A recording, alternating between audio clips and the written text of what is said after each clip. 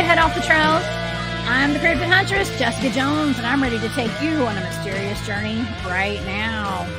We welcome you to Off the Trails right here on the Spaced Out Radio's YouTube channel.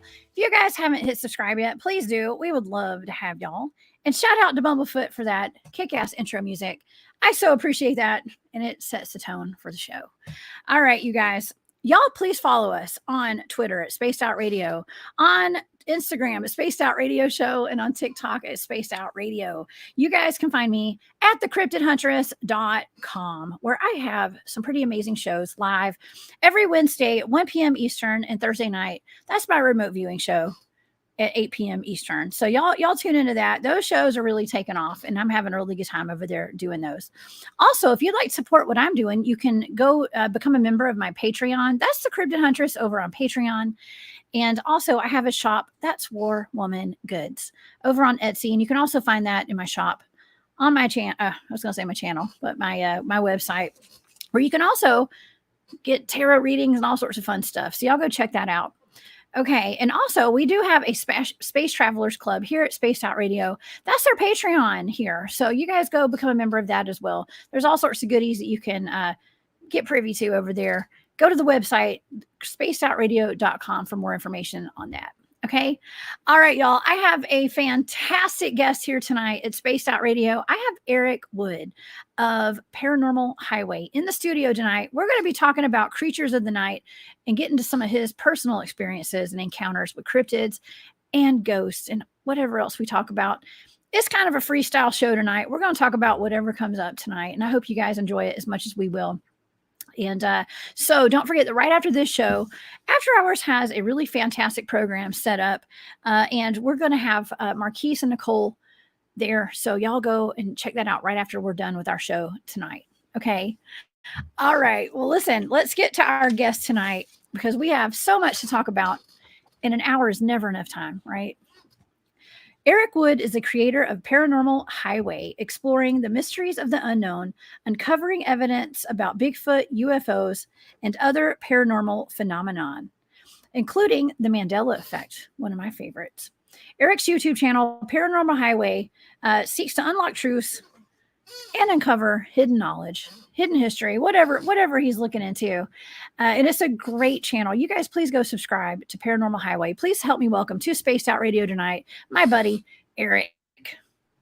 Thank you for having me. This is fun. I got my coffee. I'm ready. I'm excited. Oh my gosh, me too. I just had coffee too. Wow, maybe that's why I'm so perky. I feel perky. It's like you said, an hour is not enough. We need 10 hours. Oh my God, 10 is too much. But I mean, if we broke it up into segments, I could totally do 10 hours. But like, yeah, two would be perfect. Okay, two would definitely. 2's my max. Yeah, 2 is good. Not 10 though. 10's a lot. I would lose my voice. So, but it's going to be amazing. Listen, Eric, you have been really killing it on your show, with all your shows, and gosh, your brother too. You guys just really bounce ideas back and forth off of each other and stuff. And I've been really enjoying all of your shows you've been doing lately. Just so you know. I appreciate that. You know, we try to have fun in a lot of different ways. It's like we're joking around, but we're serious at the same time. You know, and we try to break up subjects like during the week, you know, kind of like Mondays, we call it kind of like UFO Mondays. Tuesday will be Cryptid Tuesday. Thursday, we dedicate it to the paranormal. And then Friday can be, when my brother comes on, it can be like whatever we want. There's like no open subject that's closed off. I mean, we'll talk about anything. Dude, we talked about Howard the Duck, how the movie fell that brought the rise of everything else. I mean, there's nothing off the subject. Oh, yeah, absolutely. Well, okay, so you also have been getting, I think you were noticing in your chats and in your comments that people were getting like irritable, or like, I'm not sure what that was. Like there was a little bit of friction going on with people with like you doing like the comparison videos and the shows you were doing, or, you know, people thought you were picking sides and stuff. And like, you're just like me, like we're just out there putting out this information and having fun and kind of playing around with it. And people start taking it a little too serious sometimes. Don't you think? God. Oh, I know exactly what you're talking about. Sorry if I brought that up. Maybe you didn't want to talk about that today. It was Jessica, it was just a weird week. because like you're talking about in your intro, but like tarot cards. I had a tarot card reading for the shows, right? And Gemma James is doing a tarot card reading, and she's like, Eric, you want a reading? Sure, I'll take a reading. Why not? They're all good readings, right? Not my reading. Yeah. My reading was like, Eric, you're gonna get backstabbed by somebody you know. And it's like, damn, wow. Oh man. It's funny because I try to change up the format once, every 2 months. I try to change things up just for myself to have, be refreshed. And I thought of an idea of taking 2 stories, Right. one show about 2 stories. Like the show you're talking about was the Berkshire UFO and the police officer Val story. And what I do is we start a show with the both stories, and the idea is you pick the story that you felt that was bigger for you. Not that the other one was fake or real. It's like what story kind of got you into the UFOs, and it seemed like everybody thought I was like crapping on the Berkshire story, which I voted for in my own vote. And it's just people like, hey, the other story's fake. And I was like, dude, we're not talking about what's fake and real. We're talking about these 2 stories were events that has happened. And we're just, I don't know what we want to call it, celebrating, bringing it back out, and kind of like discovering the story itself. But, there is good things that come out with stuff like that. For example, this is going to be cool. People took aim at that show, but tomorrow, the whole show tomorrow is about the Berkshire UFO incident, which the kid that was 9 years old, the story wraps around. Tom Reed is going to be the guest on my channel. No way. Cool. Reed, who was abducted through the Berkshire story. So if you guys ever look up the Berkshire UFO incident, the story wraps around a 9-year-old kid, Tom Reed, who got abducted by a ship, and how the town, 240 people made phone calls about the story. That kid, of course, he's a grown man now, because that happened out in 1969. He's actually coming on my channel tomorrow to talk about, being abducted. What's it like? Wow. So even though I'm not saying bad things can happen, a fighting can happen, some good things come out of it because he saw the show and wants to come on and talk about his experience. Oh, that's so cool. So he actually saw your show and hit you up and was like, hey, I can tell my own story if you want to bring me on. I love that. Yeah. I'm like, hey, let's do it. Super like, cool. That's awesome. That's awesome. Yeah. It's just, it is. Well, you can't please everybody, Jessica. You just can't please everybody. Oh my God. Tell me about it. I know. Listen, you and I are like I said, we're kind of the same. Like we just like to put out information and have fun and kind of look at different angles of all this weird stuff that's going on. And speaking of which, I got to ask your opinion on the alien bodies that got rolled out this week out of Mexico. What do you think about those little critters? You think they're real? This is just people in the chat. This is my opinion. When I saw that, I go, oh my God. Oh, they're showing that. I go, that's been proven to be fake. It's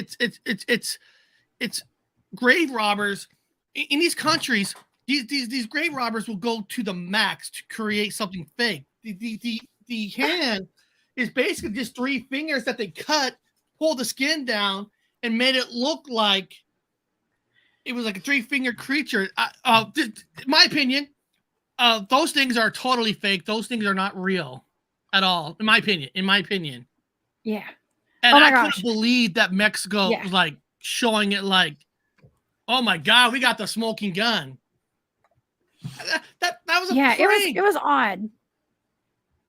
But, it was odd, Eric. But Jessica, some people say, well, Eric, they're saying that it's a prank. That's a cover up. They're saying it's a prank. They're actually real. Okay, then it's. Yeah. I don't go. Well, we have all these conferences. There's so many conferences now, right? Now it's like almost every country. Everybody's jumping on the bandwagon on the UFO conferences, and I always think this is so funny. I think this is so funny that everybody else, most all the other communities, the Bigfoot communities, we all know that you ain't gonna learn nothing from the government. You can't trust the government. You can't. They're not gonna tell you the truth, right? But as soon as there's a conference, then everybody thinks they are going to tell you. And when they don't get what they think they're going to get, they get mad. It's like, did you really think they're going to come out and spill the beans on everything? No. Yeah, that's right. Yeah. We're getting breadcrumbs, Eric. It's like a lot of breadcrumbs, right? And and it's just to keep us in a state of confusion, man. It's the confusion that gets me, and it's like putting a little bit of truth with a little bit of fake, and it keeps us all like spinning our wheels. And I said this last night, okay? And so I just wanted your opinion on that. I think that we're all kind of in consensus, and I did remote view that, and one of the first words on my third target I did was grave robber. Okay, so it's funny that you said grave robber. Because it was great. Grave robber was in my data. People in these countries, man, they're masters at creating this fakeness, and they're masters at making fake videos with no money. I mean, these people, they know how to do it. And so I kind of like it in a way of like, if you want to make a movie or a great documentary, you want somebody to edit your video, get somebody from those countries. They know how to do it all. These are good. Yeah, right. A lot of fakery and stuff going on these days. So, and then we got the deep fakes. So you think that the fakes would be better since we have the technology to do like super good fakes with stuff. But anyways, I don't know. We're not here to debate what's fake and what's real. We're here to talk about cryptids tonight. And the title of the show tonight is Creatures of the Night. And I know you talk about them. You've had your own personal experiences, Eric, with your family. And, I want to tell you Bigfoot to ghosts. I want to tell you another story that actually I'm not saying exclusive. This is the first time actually bringing this story up. It was brought up once, like 5 years ago, by my brother, but he wasn't at this event when this thing happened. And I'll try to explain best that I can. And first of all, I just do want to say, if you guys ever looking for the truth ain't with the government. The truth is like watching Jessica Jones and her guests, hearing from the people that's out there, the regular Joes like you and I. If you want the truth, that's where you're going to hear it from. You're not going to hear it from people in suits that don't give a damn about it. But tell this story here, that's right. Jessica. I don't tell it actually, I never really told it because I was like 8 years old. And it seemed like anytime you talk about an age, like 8, 7, 9, a lot of people right off the bat, like, you're too young. You know, you don't know what you saw. You don't know what you hear. You don't know what, you know what I mean? There's like a prejudice when you talk about young age, but people don't realize that if you study the paranormal, UFOs and stuff, it seems like the young people are the ones that they see more than you. Maybe they're more open. Maybe there's a reason they're not filtered yet. Their minds aren't full like we are in a grown up world. We don't give kids a lot of credit, which we should, in my opinion. Yes. I have a 9-year-old son, so yes, I agree with that. He's smart. He's smarter than me sometimes. He outsmarts me sometimes, actually. So yeah. Yeah, and we don't give them enough credit. Like if they think they see something, we're like, oh, you didn't see nothing. You know what? He probably see more than you can. That's right. So what happened here? What I'm about to tell you is, when we go camping, with our family, our whole family, we're all hunters, campers, and in September, every September, we always go on big camping trips. And we are doing a camping trip for this is a 2-week camping trip. So we, the idea is you buy enough food and you buy enough alcohol. My family do not go camping without alcohol. If there ain't no alcohol, they're not coming. I hate to say it, but it's true. Sounds familiar. My family, it's like that with a lot of people. There have to be alcohol. So they bought 2 weeks worth. Well, that's what they thought. After the first week, all the alcohol was gone. It was all gone. I mean, they drunk it all. It's like, if you have it, you're going to drink it. I mean, it's just, if it's in front of you, they're going to drink it. So to finish off the week, they had to do an alcohol run because they're not. Nobody is going to stay a week without more beer. So, and nobody wants to leave the hunting trip. Everybody wants to hunt. So my uncle Johnny says, I'll go do a beer run because we stay at the called Poison Meadows. It's up there above Fresno, California, in the Sierra Mountains. Like behind me, this thumbnail is Poison Meadows. This is where we camp. It's like a big meadow. That's where We camp every single year. We have the same spot every single year. And there's a town called Oakhurst. It's like the nearest town where you can go to groceries and buy stuff. So my uncle said, hey, I'll take the RV and we'll drive down and we'll pick up a week's supply. And then my dad's friend, Bug Martin, he's like a big, large guy. He's not really a hunter. He's just one of those guys that just want to tag along with everybody. He doesn't really care for the hunt. He's just there to, he's just having fun. I guess, eat and drink. Yeah. He's along. And, I like that kind of guy. That's cool. That's my kind of dude. Yeah.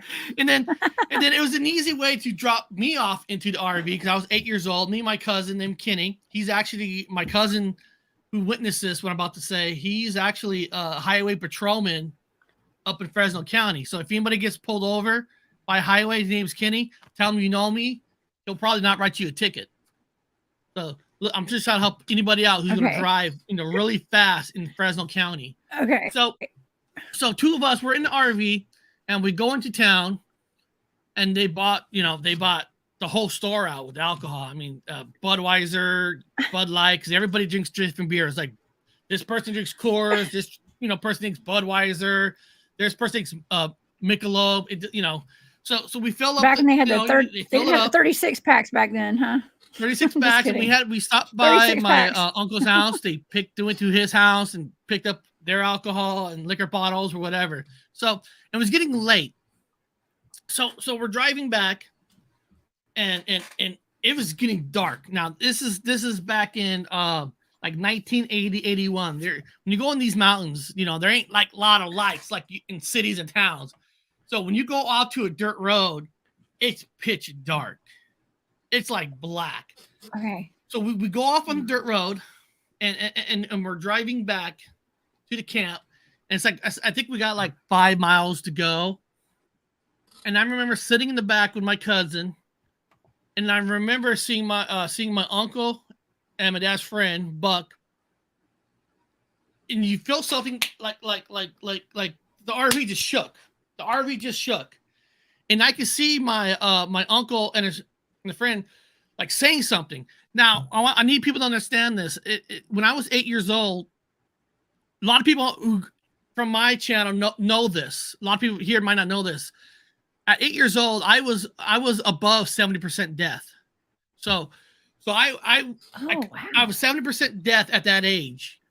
And so I noticed they were saying something, but I couldn't really understand what they were saying because I couldn't see their mouths. I was a pretty good lip reader. And we're driving. And then again, something like took the RV was shaking it. It was shaking it. It wasn't like it wasn't a hit. Like it was like a person out there shaking it. And then Buck like rolled down the window, was like pointing the gun. They didn't know like what the hell. Didn't I hear him turn around like, guys, strap on, because they're like, we're gonna get to a stretch part of the road that they know that they're gonna hit the gas pedal a little bit more. You don't want to hit the gas pedal too hard because you can go off the cliff. So they hit the gas pedal and they rev up to the point, and it felt like something was grabbing from behind.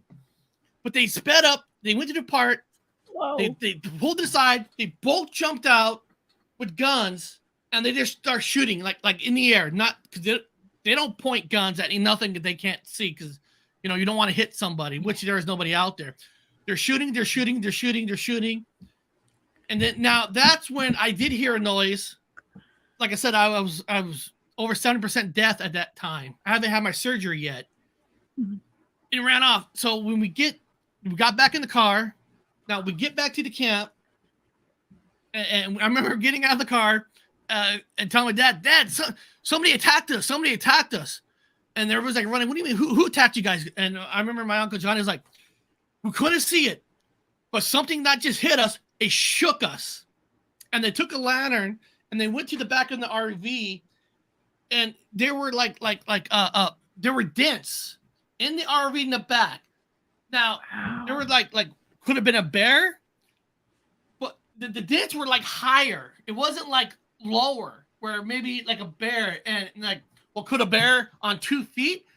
Well, the car was in drive. You know, now we were only going like 5-10 miles per yeah. hour because we were on a dirt road.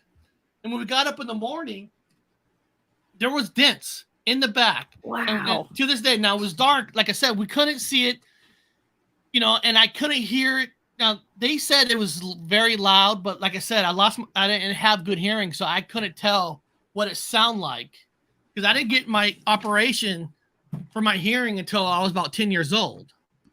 So I could kind of, Wow. you know, start hearing normal. Yeah. But I remember them freaking out.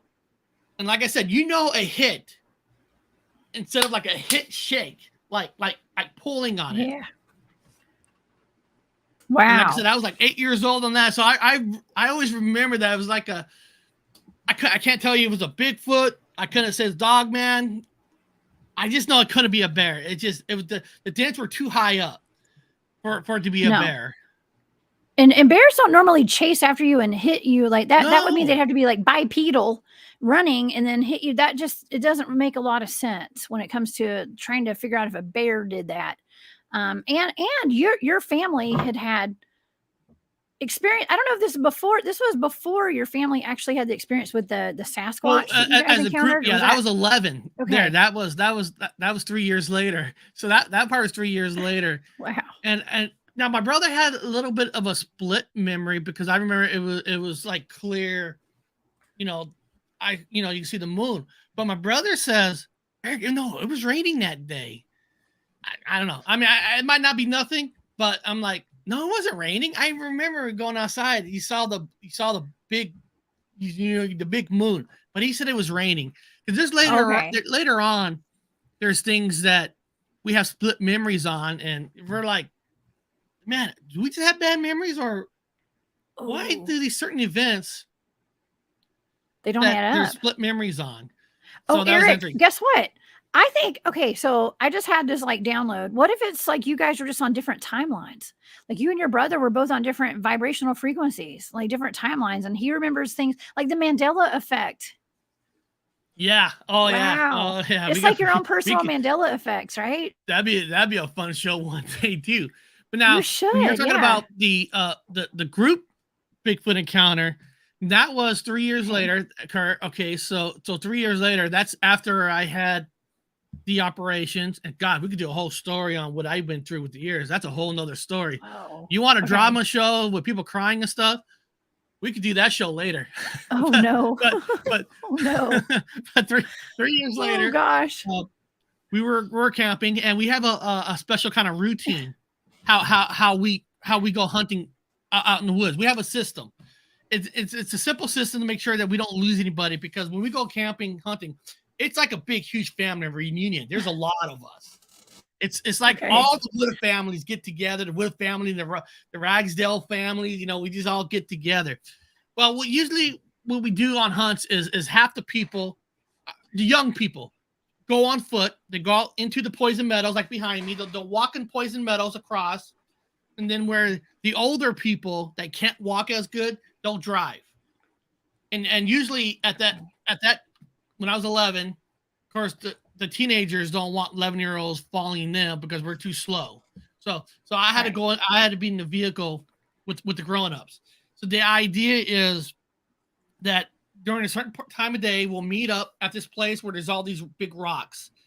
We'll meet up, and when everybody meets up, everybody gets in the vehicle, and we all head back to the camp. And the idea is maybe they can flush out on foot. If the idea is they can flush out the deer, and we could get them from the road. I know if people are not hunters, they're like, you guys are mean. No, we respect nature and the laws. But so one night, we did that. We met up, and everybody was there. Everybody's counted for.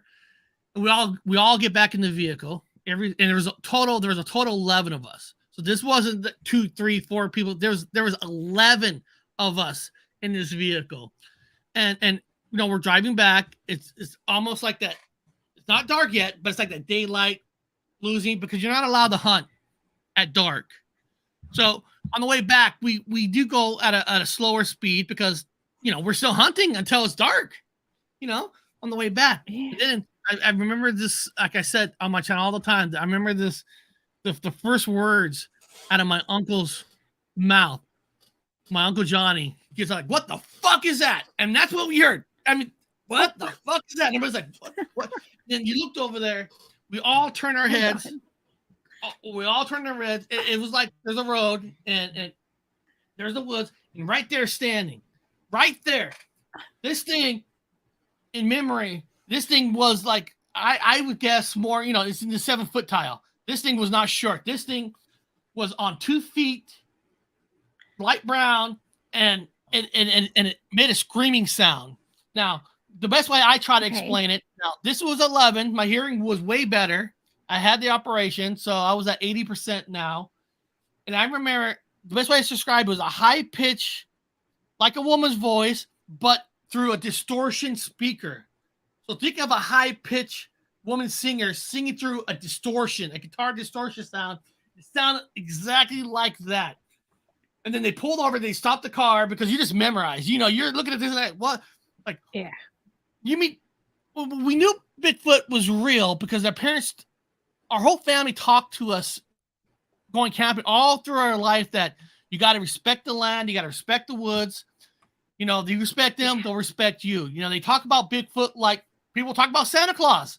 So, listen, this is a true story. I didn't even know Bigfoot was considered a folklore story to school because it was talked to us like nothing. Like, it was real growing. We didn't have the internet. We didn't have, most of us didn't even have TV yet. A TV channel. How old are you? You must be about my age. Like, there it is. Like, it's like, finally, there's the Bigfoot that everybody was talking about. Like, there it is. And then I think because they talked about a Bigfoot like so much, all the young people got out of the vehicle, started to go towards it, after it. Because I don't think nobody was afraid. And, of course, I'm 11, and like I'm saying, I'm gonna run behind them. And this is no lie. I only had like a fork in my hand. They had the weapons, and they start chasing. This thing starts running, and I remember it's running. This thing now, if it was a bear, eventually it would have went on all 4 feet. This thing stayed on 2 feet, and you heard big steps, like big crunch. Oh, and wow. Yeah, and I remember we get into the woods, and I remember my brother Bob, who's on my channels on Fridays. Because he's like 4 years older than me, so at that age he was like 14, 15, and they were all chasing it. I was behind them, and we're going down the woods. We're chasing it. Then all suddenly, like it was almost like you heard silence. It's like the silence, the air went out, and there was no more sound of the Bigfoot steps. It was like just like gone. Like it vanished. Now I know it's the woods, mountains, there's trees and stuff. So it could have climbed, it could have ducked. These things are like the Green Berets, right? They know their land. They know maybe there's a hidden tunnel. I don't know, but I just telling you, they know where those portals are located. They know where those natural portals are located. I didn't even know about portals, of course, till later in life. So the portal was even in the conversation at that moment in time. Right. But it was just gone, and you saw it where it broke. The woods branches going down, it was gone. Now, of course, we all got back to the car. Now the grown-ups, oh my God, guys, if you guys were there, the grown-ups were so pissed off. They were so pissed off at every young person because, excuse my language, they're like, you dumb mother, you could have got yourself killed. You got to get yourself hurt. Oh, no. And they're right. And my brother, the one that's on my channel on Friday, he's like sometimes like not a prick, but he'll say like, "Well, you're the one who told us that they're kind if you're kind to them." So it's almost like my brother's like telling them like, it's your fault. You never told us those things were dangerous. Yeah. Now, what is weird? Point. One person in the group, now only one person, named the Buck said he saw like a coloring light in the sky. But thing is, only one person said they saw some kind of light in the sky. So I can't say that. Is there a connection there? Because only 1 out of 11 saw this light in the sky. Listen, we were all looking straight ahead. We weren't looking up. But to this day, wow. It's one of those things. Well, he had the wherewithal to look up, though. That's pretty freaking cool. I know, but what's great is, everybody our family who's still alive. That you know, unfortunately, it's only half of us left. But to this day, everybody, not one person in our family second guessed. Oh, that wasn't a Bigfoot. We all know what we saw, and everybody knows it. Not one person has ever changed to say, "Yeah, you know what? I think it was really this." You know what I mean? I mean, it's cool, and I'm like, I feel like I am one of the luckier ones that I'm in a family that are believers. You know, they told us stories about it, and we didn't think they were lying to us, but you know, like they're probably exaggerating these stories. But when you finally had like an experience, like you saw, like I don't know if they were ever exaggerating with us. You know, it was it was a cool moment in life. It was awesome. I think that's super cool that your family is so open about Bigfoot and all these other cryptid, whatever's going on out there. And you and your brother have a very close relationship. And it wasn't like these things were some mysterious creature. Bigfoot was just a Bigfoot to you guys. It wasn't something that you got made fun of or, you know, talking about or acknowledging its existence. And, you know, I grew up in a family like that too. You know, I grew up with a long lineage of people who had seen ghosts or, you know, balls of fire coming out of the woods and circling the house when my great great great grandmother was dying, and it went in the house. And you know, and my great grandmother, my great aunt, had a possible ET abduction experience while they were driving down the road one night back in the 1980s. I mean, our family talked about this stuff, you know, and it wasn't anything. Of course, they attributed that to angels removing them out of harm's way. So it was never aliens, you know, it was angels. So yeah, that's one story that's never popped up with the family that everybody there hasn't been one story with it, just within our own family about anybody felt they were abduction. Now the cool thing about our family, you know, everybody's almost all military. Everybody's been in the military. I've been in the military. My father's military. So we all know, you know, Air Force, Marines, Army, Navy. We had everybody in every single branch in the service, and we all know. Everybody knows how governments can cover up, you know what military does or not. So it's a very experienced group. It's not like we never seen this kind of stuff before. You know, all the grown-ups, they're military. They when they get scared, something really scares them. Kind of like when I was a kid, when I saw them like scared driving the RV. These are two veterans. You know, one, you know, they've been in the wars. You know, they don't get scared very easily. And stuff, and that's right. You know, now you talk about angels and stuff. You know, sometimes I always wonder, do we have like a guardian angel? You know, do we have somebody looking after us? Because Jessica, there's so many times in life, and I feel like, especially myself and my brother, the one you've seen on my channel, like we must have a guardian angel because. There's a lot of things that has happened in these mountains. My brother was on back of a motorcycle with my cousin Daryl, with my uncle Johnny, driving a motorcycle. They were driving. They hit a rock. They went off the hill. Oh. They went off the hill. They two of them went straight down and crashed on the ground where my brother somehow magically landed on the side of the mountain hill. And to the point where he actually somehow was able to get up and walk back to camp and tell us, and they had to get helicopters to pick up my uncle and my cousin.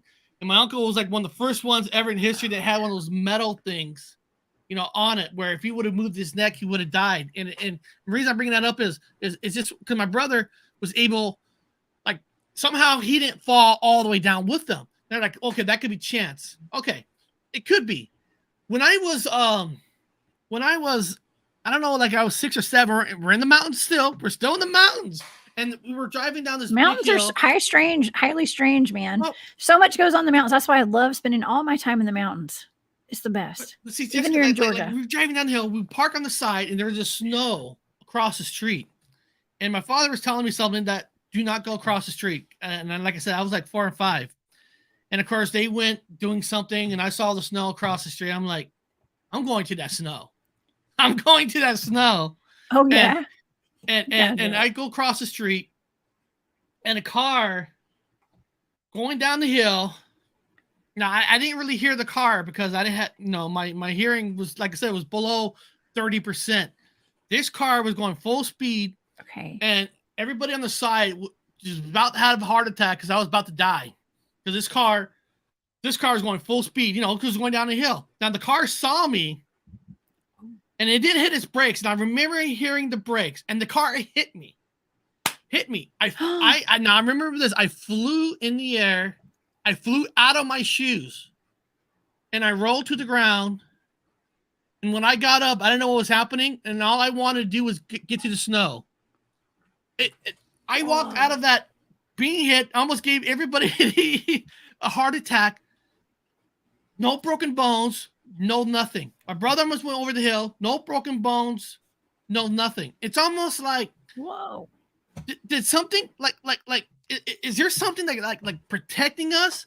Because there's another time I was at work in a car, somebody stole the car, took off, and saw me. I was like a security guy, so I had like this uniform on the car. He smashed the side of my car, smashed the whole side. They even had to call the ambulance. But Jessica, I walked out with no broken bones, no broken nothing. Another time on a job, wow. A bus you get hit a third time? Truck smashed the whole side. I walked out with no broken bones, no nothing. And the last time I wonder if I have a guardian angel. Wow. I was on a 36 ladder a pole. I was a cable guy. So I was in the air, and there's a cable line connected to a house. Well, this cable line snapped from the house. For some reason, it just snapped. Whoa. I literally saw this. My two hooks were over this line, and I wasn't built it off yet. I saw this string went like this. It somehow went back and caught itself on a bolt. And that was the only thing that saved me from going forward straight onto the alley that was all concrete. And you sit there, right? And like, I'm having so many 9 lives, and I'm getting out of this with almost with no marking. Now, I'm not gonna play like no game where I'm gonna try to hurt myself to see if something happens, but sometimes you sit there and you think, is there something protecting us? Because how am I just that lucky? Or is there something spiritual, you know what I mean? And you sit there protected. There's gotta be a reason why I'm here. Because I always tell myself I should have been dead. Eric, you gotta be protected in some way. I mean, I too have been hit by a car. Okay, like I was literally almost mowed down. I kind of was mowed down, but I jumped on top of the hood right as it was hitting me before it took my legs out. It hit me, and I jumped on the hood and I started cussing out the driver. I was like, what? So, but it could have been horrible. It could have been really bad. And, but I guess it was me thinking on my feet, so to speak, but still at the same time, there are many times in my life where I could have very well died of something horribly tragic. And I didn't. And so it gives me, solace. It makes me feel as though like there is something watching over me, a higher power for sure. 100%. And then, now we never really had another any kind of a Bigfoot encounter just like that. Now, I mean, of course, we got growing up. I moved away. I live in Washington now, but there was a time in my life where I had to take a job. I was laid off, so I took a job in Maryland to be a supervisor for a cable company in a town called Frederick. It's right next to Gettysburg. The town, we're only, if you know Frederick, it's only 15 minutes away from Gettysburg.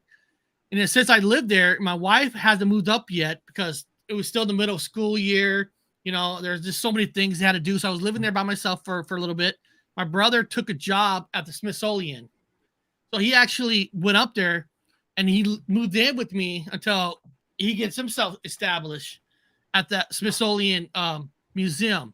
Now, I'm not a fan of Frederick. I'm not a fan of, I do not like Washington, D.C. Baltimore was an ugly city. Hopefully none of you guys live in Baltimore. But so we always go to Gettysburg.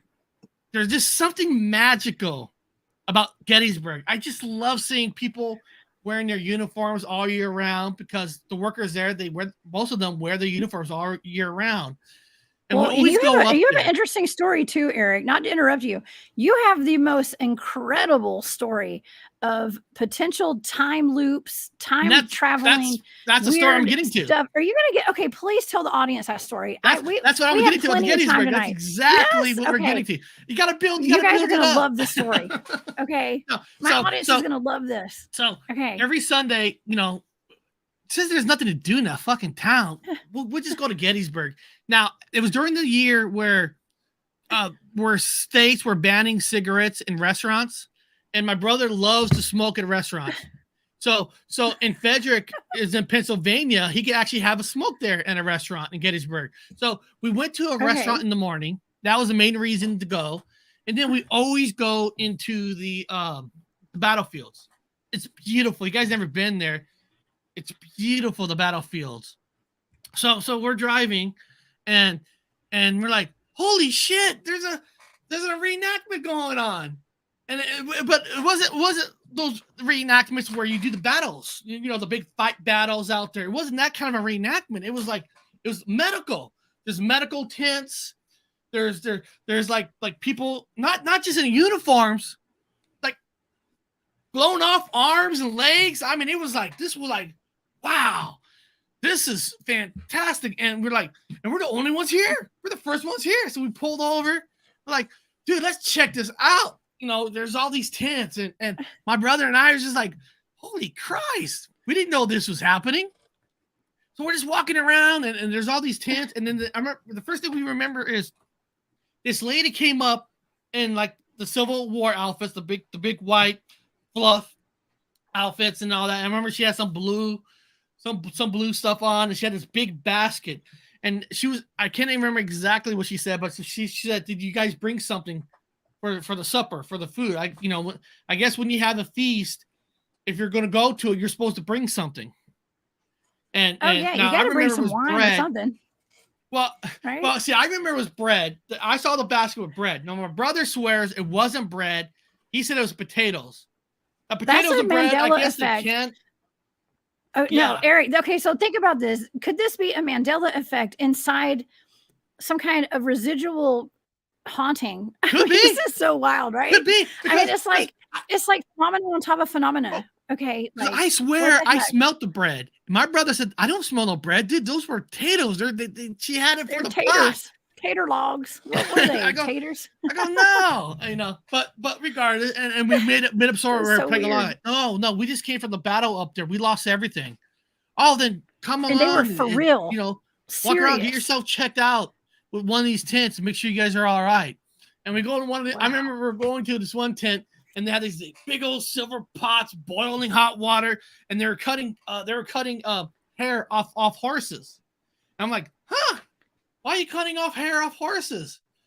And the North learned this from the South doctors that when you run out of string, because there were so many people getting blown off, they didn't have enough string to sew people up. So they had to use horsehair, but horsehair is too tough. Yeah. So they boil it, and when they boiled it, they also learned that we learned from here that when they boil it, it kills germs. So they noticed that infections went down and all that. I'm like, man, we're learning a lot. This is fantastic. Watching actually boiling it, and I remember saying man, they go all out. They really boiling this stuff. They're really this. Yeah, especially the one tent way over there, like only generals and top people are allowed to go in there. I guess they had their own special doctors, regardless. And then there's a big campfire that got the little fire, like a little bonfire, and everybody was like sitting on the ground. There weren't chairs, or nobody had chairs. So we're all just sitting with them, and they're like, "Where are you from?" And I can't remember. My brother said something fake that we're from this group, and all that, and they offered us some drinks, and we got this drink, and it was like, I didn't say nothing, but I'm like, man, this is the most flattest beer that I ever had. This beer don't taste like shit. But that would be odd. Eric, it'd be so weird for them to offer you beer at a reenactment, though. I've been to a bunch. I filmed with the film production company at a reenactment here in Georgia, and they would never offer us beer. They didn't even have beer there. It was like probably banned for their reenactment purposes. Like that is so odd that they would have offered you beer of all things. Yeah. And then I remember we're sitting there like, man,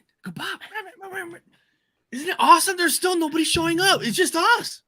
We're like the only ones in our clothes. Like everybody else is in uniform. There's like no other cars, no nothing. And it was just odd. It was odd because people do not like reenactments. That's what we were thinking. Like, does not anybody think of reenactments? And we're sitting there and I swear, it felt like we were there like 3-4 hours. I mean, like 3-4 hours because we were there, fresh when the sun came up.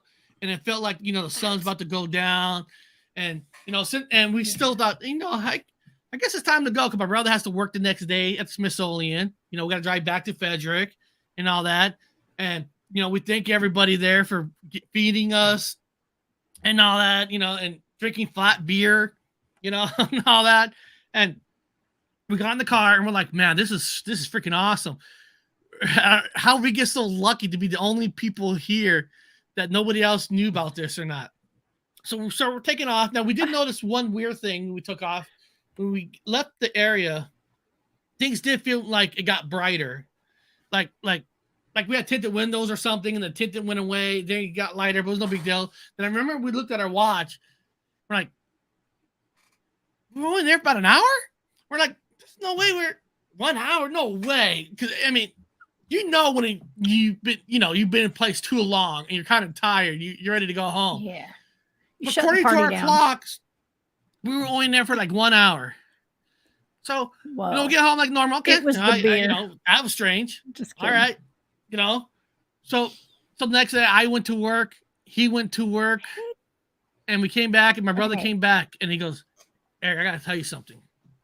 He goes, when I went to Smithsonian, I said, hey, we went to a cool ass reenactment. And the guys look at them, what reenactment? Oh, the one out in Gettysburg. And I guess, I don't know what it is. I guess they get notified with the reenactments, even though it's Pennsylvania, because there's a lot of stuff that they loan out to these reenactment places because they're Smithsonian. There was no reenactment there yesterday. But yes, but me and my brother, we were part of it. We were like sitting with the soldiers. We were like in the middle of all the tents. We weren't watching in the stands with people like watching a battle. We were in it. Like, no, I don't know what to tell you. There is no reenactment. So they told me, and my brother, and we looked like papers or whatever. Like, I mean, there's no reenactment. We looked on the internet. There was no reenactment scheduled or nothing like that or there. And then we decided, well, let's drive back to Gettysburg and just not pretend, but go to a working place and say, God, that was a fun reenactment last weekend. Just to see what they say. Do your research. Go there, and research like, oh, that was a fun reenactment. Well, there's a reenactment last weekend? I didn't know that. Usually we know about every single one. Huh. And any place we go to, nobody says there was no reenactment because we were even out in those battlefields ourselves doing tours with people. And all that. Nobody says there's a reenactment. And this is the thing, Jessica. This is the thing that still haunts us in the day. There's something like, if you think you saw a ghost, like a see-through, you can accept that. But when something was so freaking real looking, it's almost like there is no solid way. Yeah. There is no freaking way.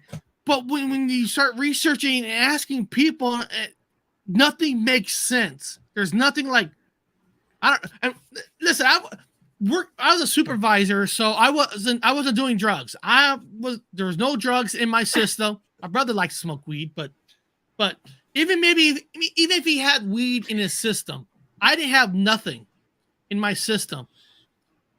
But there was like nothing, like, did we get drugged when they gave us the beer? Goes, yeah, but that will be at that point forward, but not when we first showed up. It's hard to do. It drives you nuts because it was too real. These people didn't look like no ghosts. They looked like the real deal, like you're actually talking to people. But then you started thinking like, well, Eric, did you notice that they were talking to you like you're a soldier? That they were like, no, not knowing who you are, but we're like, well, wouldn't they notice that we were like in these kind of clothes? But And maybe their in mouths were eyes, we were moving in their too. uniforms. Yeah, something that I've asked you before, were their mouths moving and stuff? Because I have actually seen ghosts, I guess what you consider to be ghosts, I woke up one night and I had two people standing by my bed who looked as solid as I was, like as solid as we are, flesh and bone kind of people, but with Victorian era clothing on. And they were talking to me, but their mouths were not moving. And I noticed that. And so, which is a whole other rabbit hole to go down, because now I think those were ETs, actually. But back then I thought they were ghosts. But they were solid in form. And so what do you think? Okay, ultimately, like, I know you've had so long to think about this. Were you in a time loop? Was that like a residual haunt? Like, what The exactly only thing is that your made sense, conclusion? the only thing that made sense, not makes sense, but looking at all theories, you're right. You have to look at theories now. Okay, Yes. now it could not be ghost. Now we're saying like it could not be a ghost because just for the sake, if we thought it was some kind of ghost and we're there for that long, we would have saw other cars. This is Gettysburg. People go visit Gettysburg. I mean, the weather was perfect weather. I mean, it was like 7 degrees. It was the most perfect weather on a Sunday. Now, we do admit that going on a Sunday, a lot of people do go to church there, but after church, they get out. So, like, it can't be ghosts because we would at least saw people. And the only thing we done, like, did we actually walked into a time, like, I know time travel, because usually you think of time travel, like I said, you think of a machine, but did we walk into what people were saying about wormholes or something?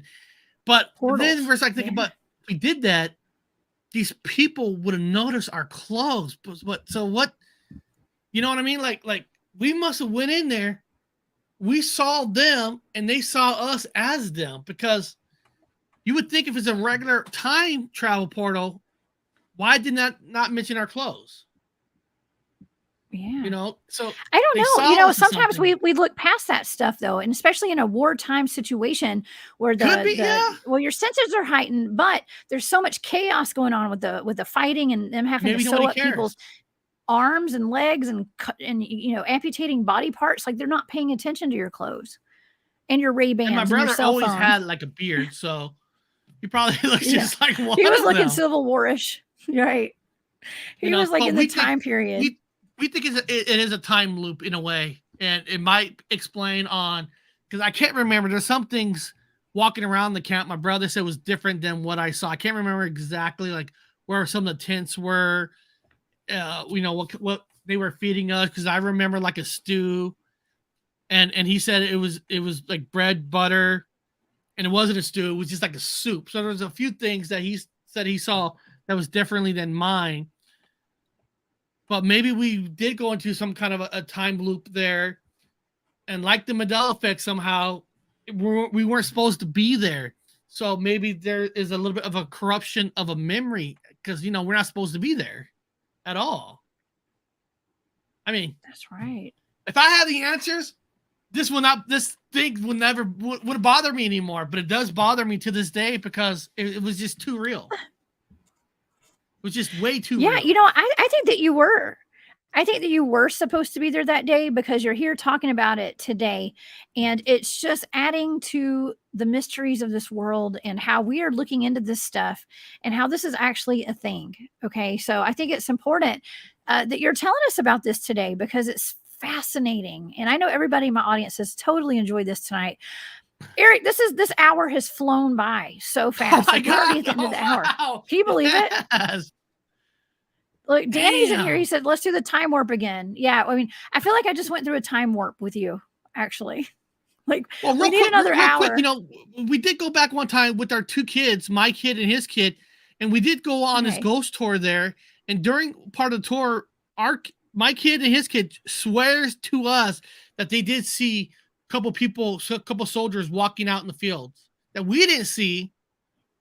And that's what we're like talking about earlier about, we take kids not likely, we look at kids like, oh, you didn't see nothing. But I think our kids did see soldiers walking where we were supposed to be at, or where the time war happened at.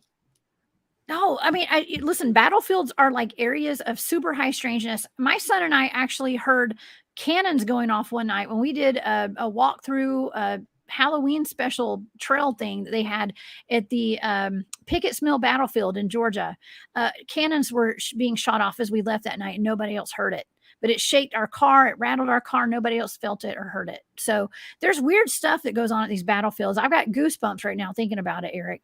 So this is wild, dude. I don't know. And not everybody's experiencing this stuff. There's certain people that are on that frequency, I think, like you and your family. And I think you're super lucky to be able to have all these experiences. You may not see it that way, but that's how I see it. Well, there's things that sometimes I'll get a scratch or I have a ripped muscle in here. Where my brother, when he was in the UK, something happened to him that same part of the night where something happened to him, almost exact same area where I just hurt myself. Like scratches in the same area at the same time. I mean, it more than happened like 3-4 times. Like, how does that happen? Like, is there a connect? I don't know. You know, it's like something that when I went my brother, something happens. Like I went to we're almost over, but we went to like a Black Diamond Cemetery paranormal hunt by myself. Nothing happened. Next 2 days later, I went with him. We had some stuff happen. It's like when I'm with him, like maybe together energy happens, and that maybe I see more things if I'm around him. Yes, 100%. One of my best friends, her name's Whitney. And every time she and I would get together, our energy was so high. We were so high vibe, high frequency. Anything that was mechanical, any kind of toys like Santa Claus things at Christmas time, they would start talking to us in the middle of the night. If she spent the night over at my house or whatever, when we were young and stuff, it was wild. So it's who you're with. Okay. You are who you're with. That's for real. Okay. And that's why I have a really good time with my team out there bigfooting, because we're all on that same vibe, and you and your brother are on that vibe and on that frequency. Do I have all the answers? No, but that's what I think. Okay. And so, man, Eric, this has been fantastic. Will you please come back and hang out with me again here at Space Out Radio soon? I love hanging out with people that are open-minded to the possibility of, trying to find the truth. We're not always going to believe everything the same. We can't. But just being around people that will take a chance and actually listen. That's all you ask for. Yeah. That's all you ask for. Exactly. And that's what you do at your channel too. Tell my audience where they can find you and when you have your shows. All you got to do is type in Paranormal Highway on YouTube, and there it is. And if you go to the descriptions, I got my TikTok channel, the Instagram, the Twitter, like everybody else does. And not every day, but I do almost like 4 shows a week. Like I said, Monday, UFO, Tuesday, Bigfoot, cryptids. Like this Tuesday, we're going to be talking about another battle, the Loch Ness Monster versus the Kraken. We're going to look at the folklore stories, the behind the scenes, and we're going to see what story, like, you respond the most to. And Thursday, I'm doing the famous the Enfield poltergeist in the UK. We're going to dive deep into that story. And this Friday, I haven't got the link up yet, but we're going to be doing a Mandela Effect show this Friday. Oh, my favorite. I'm going to be there. I'll be there in your chat. You guys, please go hang out with Eric. Subscribe to Paranormal Highway, and you got a Reddit. You're on Reddit and Instagram and all that. Y'all go find him. It's Gypsy Road as well. Okay. Yeah, my Reddit page is actually Gypsy Road. Okay. YouTube made me change it. Formerly known as. Yeah. Yes. YouTube made me change it. Okay, so. But I knew you back when you were Gypsy Road. So go find him on Reddit there. And Paranormal Highway is where it's at now. So, Eric, thanks again so much for being here. Come back and see me. I will see you on your channel this week. Okay? Thanks. Oh, you got it. It's going to be a fun one tomorrow. Okay, we'll be there. All right. Thanks, Eric. Have an awesome night. Okay. All right, y'all. That was amazing. Okay, right now, Marquise and Nicole have a great show lined up for us over at After Hours. So you guys go be in the chat there. Next week on Off the Trails, I have my buddy Arkeem Ra coming on. We're going to be talking about the secret space program in the Montauk Project and all sorts of other really cool stuff that I don't know if we've talked about here on my show yet. So y'all please join me there. And yes, it's going to be an awesome week. Y'all also come see me over on my channel, The Cryptid Huntress, where I have some really cool shows lined up for us Wednesday and Thursday. All right, y'all have a wonderful week. Please stay safe out there. Thank y'all so much for joining me. And thank you, Forrest Louie, for that super sticker. I saw you in there. I appreciate the love, and we'll see y'all soon. Bye.